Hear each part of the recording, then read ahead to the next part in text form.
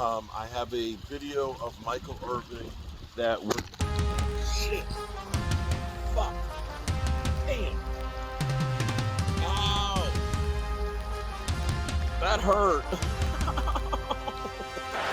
Damn. Fucking wind. Ow.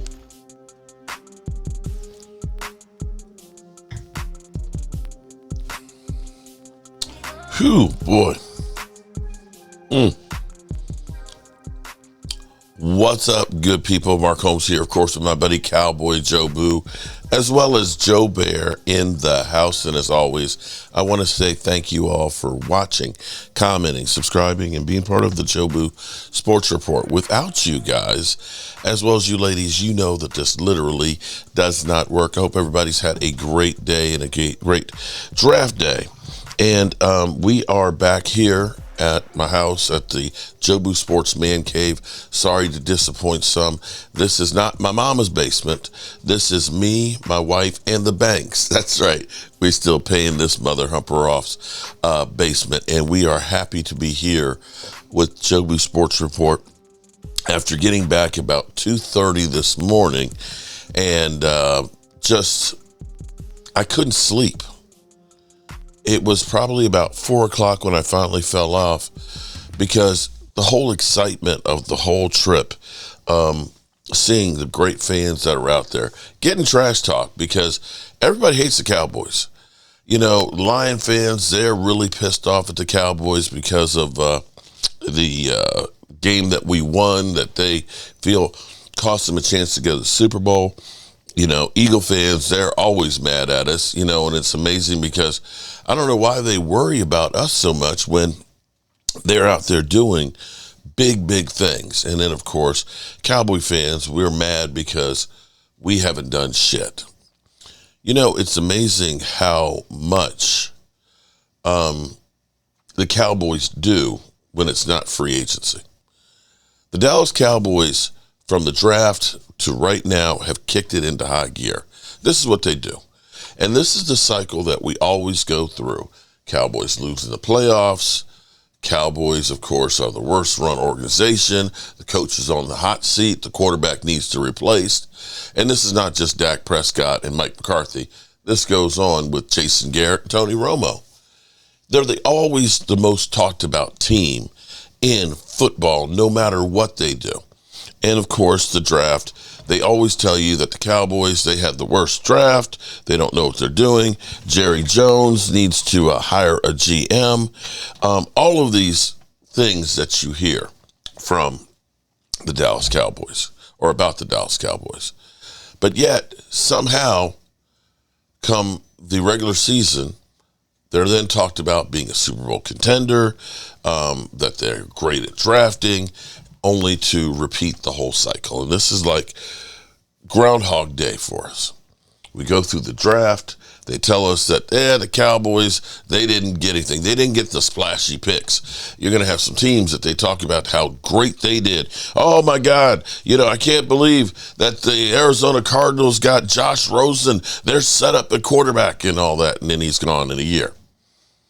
The reality is nobody knows. When they give you a draft grade right now and they tell you the Cowboys, you know, they were B-, that's going by their perception of how these players will do in the NFL.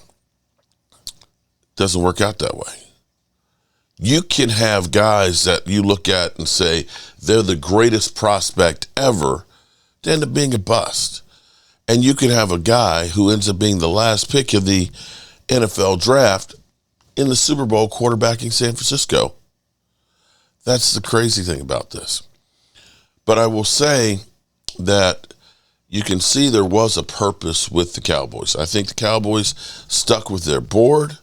I think they made the most of what their draft picks, trading back to get 3 guys that were rated in the top 38 by most people is huge. Now, the problem is these are not needle movers as far as fan perspective. You know, these aren't guys you're going to go out and say, oh, my God, I got to go out and get, Tyler Guyton's jersey. I got to go out and get that one. These weren't sexy picks. But football, and quite honestly, winning isn't about being sexy. It's about being physical. And I will say the way the Cowboys have now done their roster and their draft picks, as they keep telling us that the Cowboys, they kept letting go all these starters. Well, Doc Walker used to always say, I can lose without you.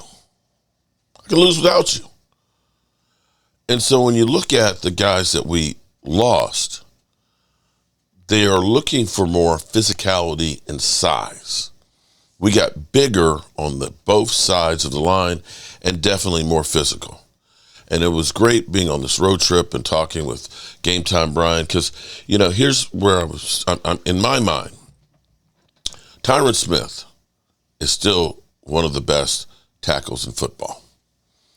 But Tyron Smith, when was the last time you saw Tyron Smith when he used to literally just take his left arm and just throw a guy? Just literally, just throw a guy and then look for the next guy. It's been a while since we've seen that Tyron Smith. Now we got the Tyron Smith that always has the elbow on, that was in bubble wrap basically during the week and can't practice. Still really good, but going downhill.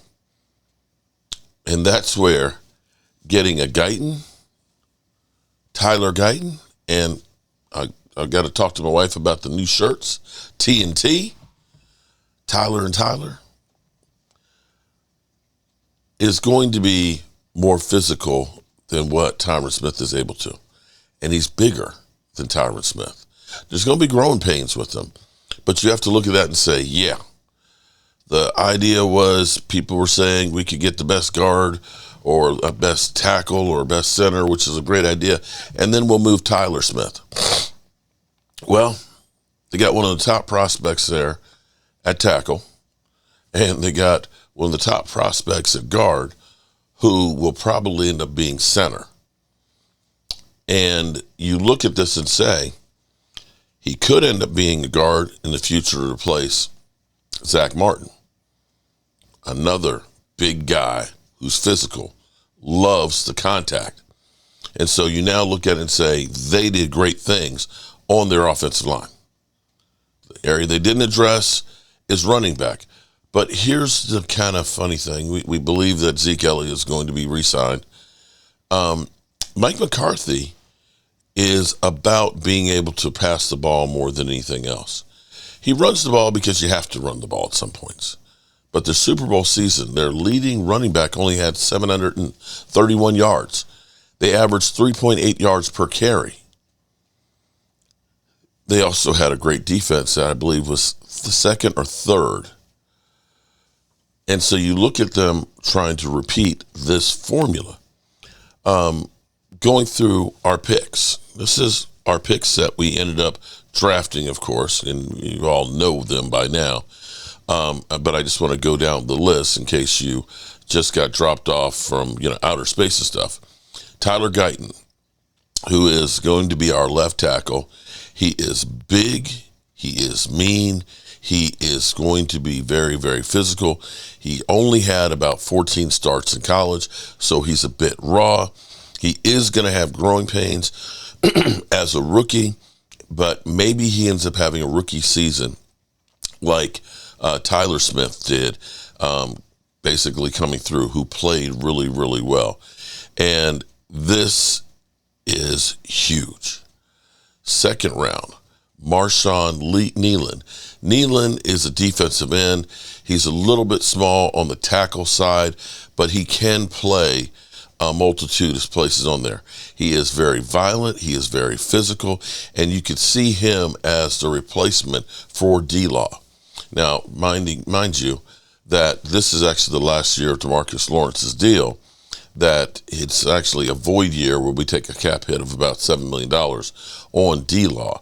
And you see a guy like this who is a great run stopper, needs more work as far as pass rushing, but is very, very physical in the type of guy that Mike Zimmer wants to get. And see, this is the thing that people look at and they say, well, you let Dorrance Armstrong, you let Dante Fowler and stuff. Those guys fit what Dan Quinn wanted to do. He wants guys that can rush the passer. He wants guys with a lot of high motor skills that can get up the field. Right now, we're up the field, and they're going to be rushing the passer, and they did fantastic with that. And with that, of course, because the quarterback is under such distress, you create turnovers. The problem is the flaw is not being physical enough to be able to stop the run when it comes to playoffs. And this is where the Cowboys addressed, as much as possible, all of those needs. And Marshawn Kneeland will definitely be in there, part of that rotation with Sam Williams. You got to love his physicality. And we'll be going through and breaking down and looking at each of these picks, of course, in the next few days and things. Cooper Beebe, the BB gun. This guy was considered the number one guard prospect. I want you to understand this. The Cowboys got two of the best offensive linemen. There was a run on tackles and things. There were 9 taken offensive linemen in the first round. But the fact that the Cowboys were able to move back, get Tyler Guyton, and then get Cooper Beebe to address both problems in their offensive line is just unbelievable. You literally can't, I still can't believe that they ended up doing that. So now you've got a guy who is a guard, but they talked to him before in their visits about him playing center. And he is all for doing anything that the team needs him to do. We got a lot of work to do on him. Marquez, I can't pronounce his name. Okay, Marquez, but linebacker, 6'2", 234 pounds. Another physical run-stopping linebacker.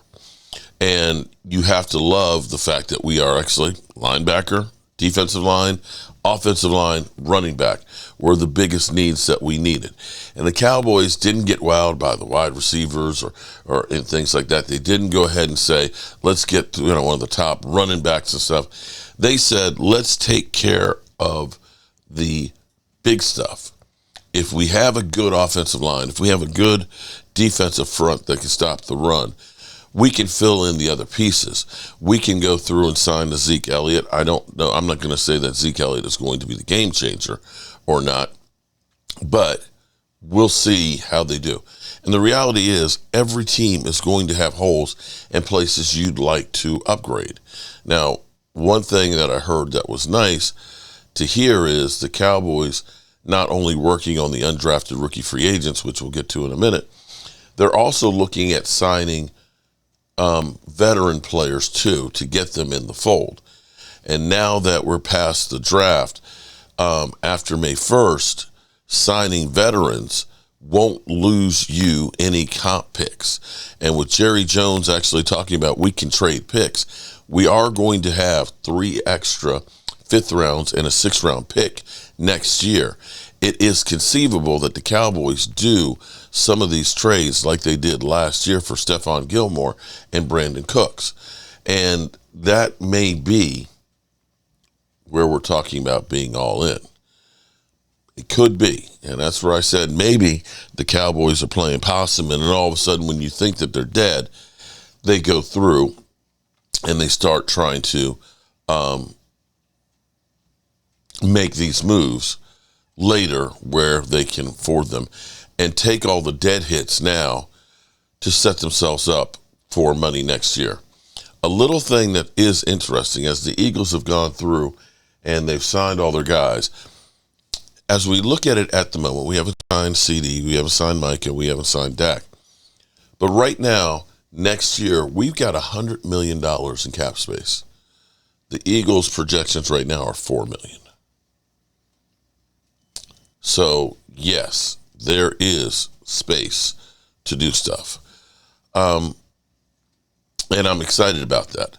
They ended up drafting Celine Carson in the 5th round, quarterback out of Wake Forest.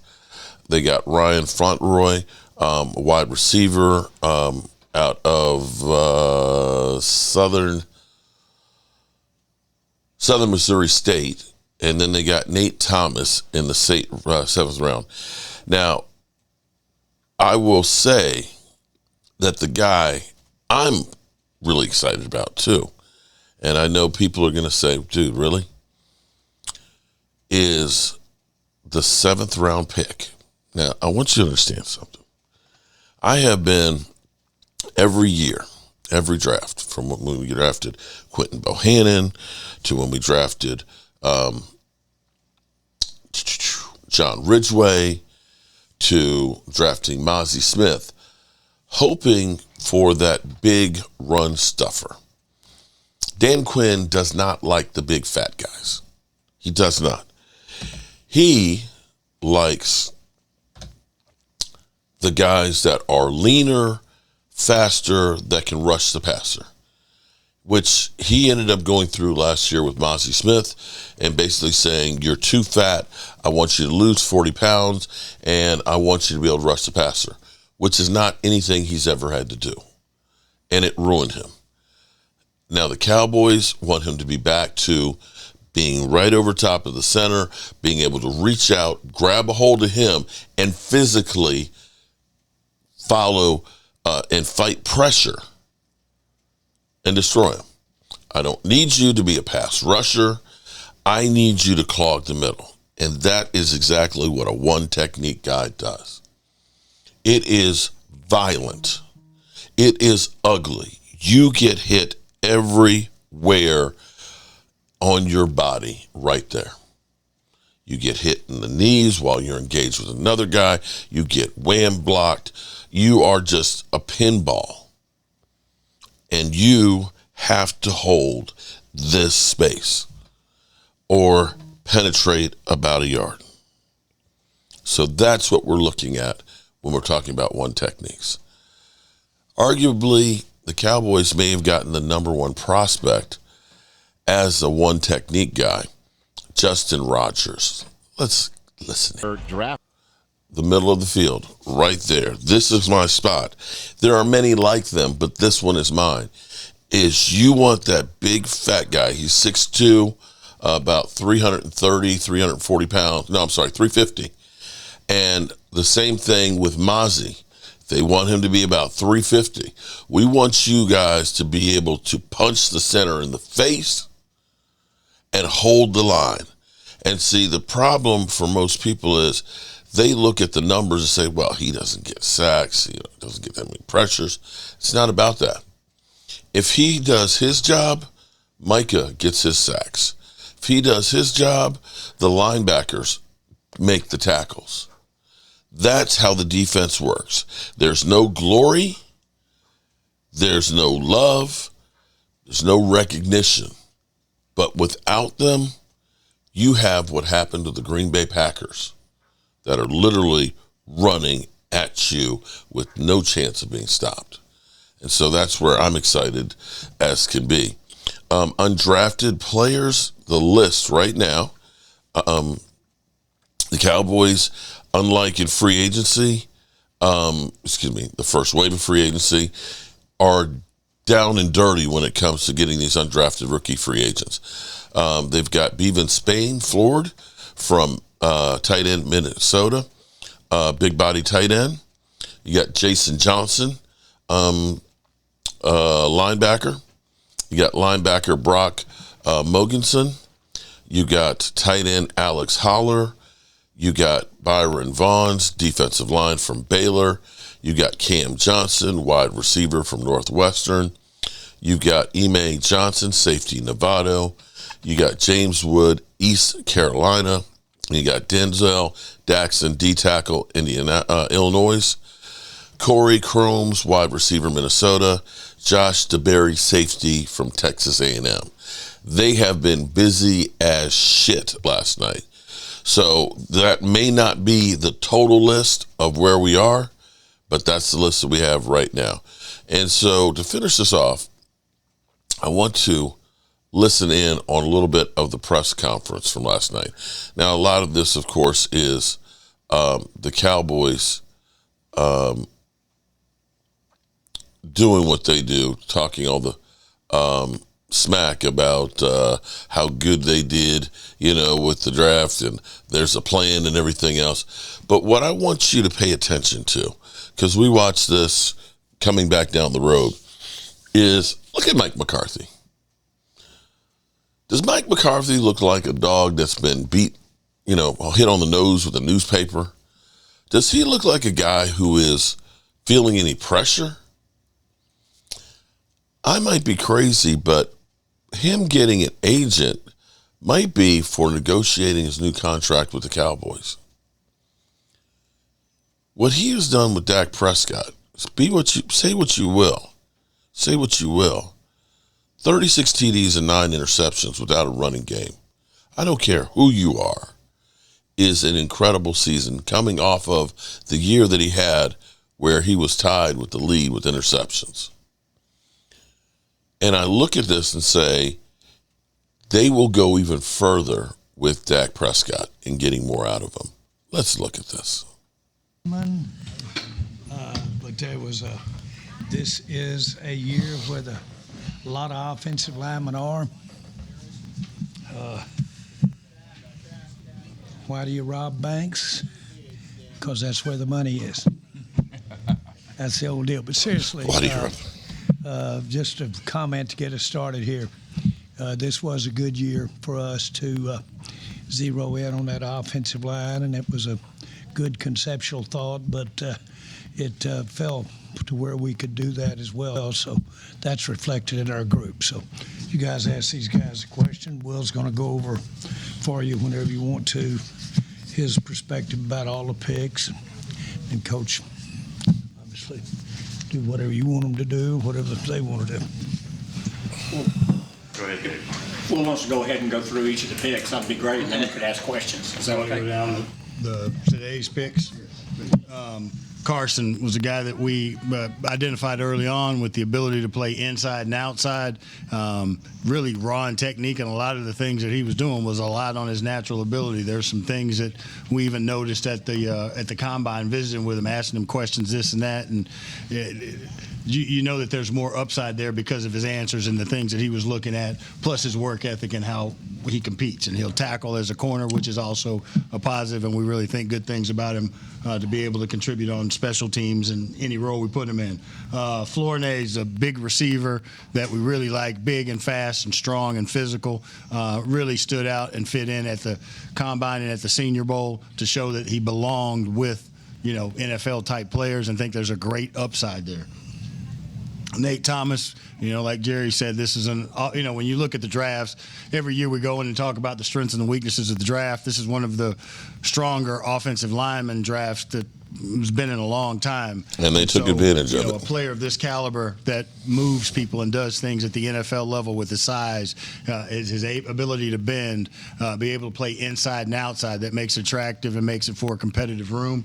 And then you got Justin Rogers. We want to get big. We want to be physical. And Justin Rogers is big, nasty from Auburn with some length that can play that big inside nose tackle position. So fitting needs as well as being the best players for us going down those, based on our board going down that way. While you're rolling, why don't you just go on up, give us a little refresher from your eyes on the top guys. Well, Leafow, Marist is a linebacker that can rush, that can play stack, that can play on teams. He's got 34-inch arms, and so adding that multiplicity into our defense and what Zimmer wanted from that position, a specific position, you see those things from the guy, and he does it at Notre Dame. And so we feel like it fits in on the defensive side. Cooper likes to dirt people, I read last night, whatever that means.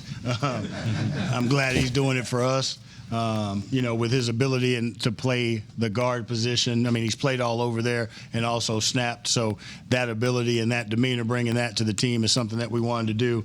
Nealon, we talked about him the other day about how hard and fast and physical he plays, the athleticism, plus the intelligence, adding that to our group. And then Tyler, we're going to block out the sun on the left side and have a strong side there on the offensive line. There you go. Since you've been Love having that. to cover up all the holes of how we've messed it up for not being active in free agency. If you would kind of see how you think we've at least hit some edges of some holes. Well, I think from an offensive line standpoint, obviously when you lose two really good football players in Tyler and Biotic and Tyron Smith, we came in here looking to improve the offensive line and to go along with a good young group that we already have. And I've mentioned those to you guys, and obviously did that. Obviously with Nealon, we lost Dorrance, and certainly he steps up and fits that. And then just in general, linebacker to get Kendricks was a big deal for us in free agency. He knows Coach Zimmer's system. It'll be great out there. But just refilling that linebacker room, certainly I'll call him Marist because I don't want to attempt the last name. It's spelled out here for me, but that helps. And then you're always year in and year out. Mike came in here and said they always took a receiver or two at Green Bay and add Flournoy to that group, and then doing the offensive line group, and then of course to get some bigs in there. Rogers there at the end is a guy that our guys liked, and I think it fit in terms of trying to do what we needed to do. I mean, the obvious one we hadn't done yet is running back, but as I say, player acquisitions 365 days a year, and we'll continue to look to. He says this twice in this. We're not going to go through the whole thing. Lance is a good addition, Trey Lance, to looking ahead at having addressing the quarterback position, depth, otherwise. So, like I said last night, and I've got it right here again, got him right here in this draft as though he were a draft pick for us. But there's a lot of young players here. We had about a handful of them last year that didn't play or get to play, meet expectation. They got to come on so that when you see us rolling off, I don't want to be elementary here, but when you see us rolling off of some of our great names of guys that have been here 10 years, 9 years, and what have you. Boy, they've got to be coming with some young guys behind them that if they get a chance, they'll go. And to me, that's what you're seeing here, if I may state the obvious for you. And we've got to have some of these guys be special as we think they might be here. But this is the way you got to roll this thing. And got to watch. Got to watch the temptation to, with some of the issues where you can get real heavy. The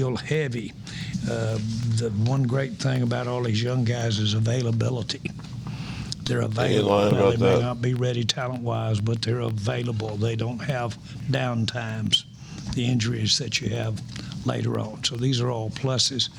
I guess sum this up. This fits in real nicely with the overall thought of how we get better, how we go forward, and hopefully continue, in my mind, real success in the regular season and while addressing how to get better in the playoffs. David Moore, Dallas Morning News.